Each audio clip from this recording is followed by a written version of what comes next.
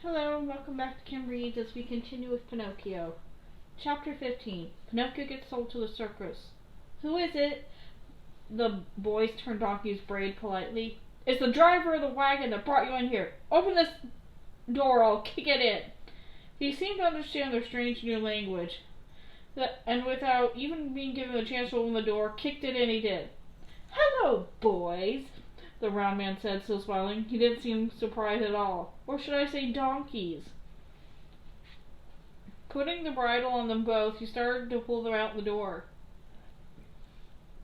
Where are we going? Lampick tried to say, or bray.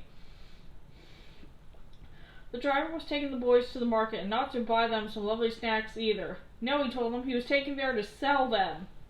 It turned out the driver of the wagon had another possession, that of a donkey dealer.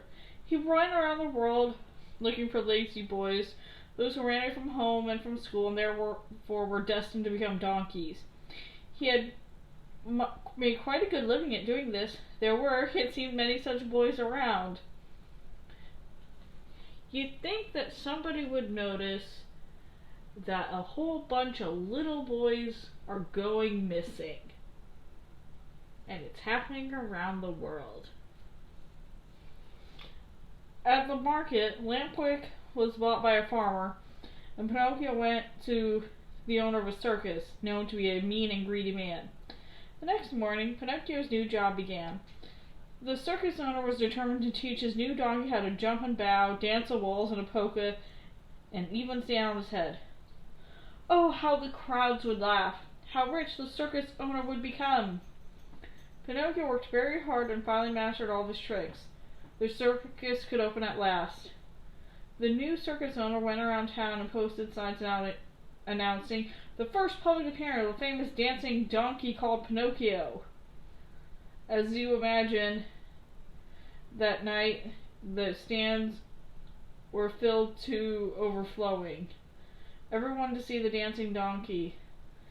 Standing in the center of the ring, the circus owner cleared his throat and lifted up the microphone.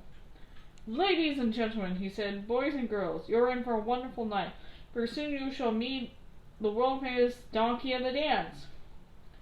The audience clapped politely. I found this donkey in the wilds of Africa, the circus owner continued, and what a savage, violent beast he was. It took all of my will to tame him, but tame him I did, and now I present to you Pinocchio. That was Pinocchio's cue to enter the ring. Upon spotting him, the audience erupted in applause. Oh, what a dolled-up donkey he was! The circus owner had dressed him up with a new bridle of shining leather and polished brass buckles. Pretty flowers and ribbons decorated his braided mane and tail, and a great sash of gold and silver was fastened around his waist. The circus owner gave Pinocchio the signal, and Pinocchio began to perform. He knew the drills. First he had to walk around the ring, and at the sign of the owner's whistle he was to change to a trot. The trot was to be followed by a gallop, and then finally a full-speed run. All of a sudden the owner raised his arm and shot a pistol in the air. The owners gasped. Some people even screamed, especially when they saw the famous dancing donkey had fallen down, as if dead. They needn't have worried, though. Playing dead was just another one of the donkey's famous tricks. At the owner's signal, the donkey leaped up to his feet and took a bow. When he raised his head, Pinocchio saw a beautiful woman in the stands. Around her neck she wore a medallion with a picture of a puppet painted on it. The picture was of him, Pinocchio realized, and the woman was Fairy. Fairy! He tried to cry it out, but because he was a donkey, the word came out as a horrible honking bray. The audience laughed, and Pinocchio looked down in shame. When he lifted his head again, Fairy was gone. The circus owner cracked his whip, and Pinocchio knew it was time to jump through some hoops. Although he had practiced several times, he was so sad about Fairy that he didn't feel like jumping. Instead, each time he came near the hoop, he decided to go under it instead. The circus owner screamed at him. Pinocchio tried to jump through the next hoop, but he was so distracted that he tripped and fell. He hurt his leg and limped to the side of the ring. The show, it seemed, was over. The doctor was called to examine Pinocchio, and he declared that donkeys would be lame for the rest of his life. "What am I to do with a lame donkey?" the owner asked angrily.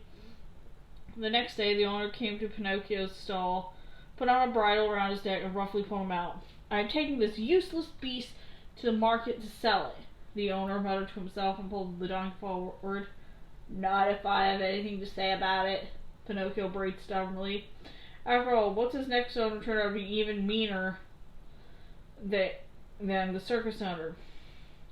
Pinocchio quickly pulled away from the circus owner, even though his leg still hurt, ran like lightning.